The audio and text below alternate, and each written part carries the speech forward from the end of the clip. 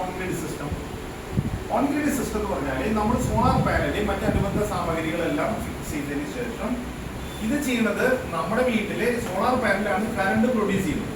ആ കറണ്ട് നമുക്ക് D C കറണ്ടാണ്. അത് ഇൻവെർട്ടറിലോട്ട് വന്നത് എ സി ആക്കി കൺവേർട്ട് ചെയ്തിട്ട് നമ്മുടെ വീട്ടിലോട്ട് ഉപയോഗിക്കാനായിട്ട് തരും. അതിന്റെ ഡയഗ്രാം ഞാൻ ഒന്നുകൂടി സിമ്പിൾ ആയിട്ട് കാണിച്ചു തരാം. ഓൺ ഗ്രിഡ് ഡയഗ്രാം എന്ന് വെച്ചാൽ സോളാർ പാനൽ വെച്ചു, അത് ഡി സി കറണ്ട് ഉണ്ടാക്കുന്നത് ഡയറക്റ്റ് കറണ്ട് ഡിസ്ട്രിബ്യൂഷൻ ബോക്സിലോട്ട് വന്നു, അവിടെ നിന്ന് ഇൻവെർട്ടറിലോട്ട് വന്നു. അതിന്റെ ശരിയായിട്ടുള്ള പേര് കൺവേർട്ടർ എന്നാണ്. ഇൻവെർട്ടർ അതിനെ കൺവേർട്ട് ചെയ്തു. അതിനുശേഷം എ സി ഡി ബി ഇപ്പൊ എ സി ആയി. അപ്പോൾ ഓൾട്ടർനേറ്റീവ് കറണ്ട് ഡിസ്ട്രിബ്യൂഷൻ ബോക്സിലോട്ട് വന്നു, അവിടെ നിന്നും ഒരു മീറ്ററിലോട്ട് കൊടുക്കും. അത് എത്ര യൂണിറ്റ് കറണ്ട് ഉണ്ടാക്കുന്നുണ്ടെന്ന് നമുക്ക് കാണിച്ചു തരും. അവിടുത്തെ മെയിൻ സ്വിച്ചിലോട്ട് വരും.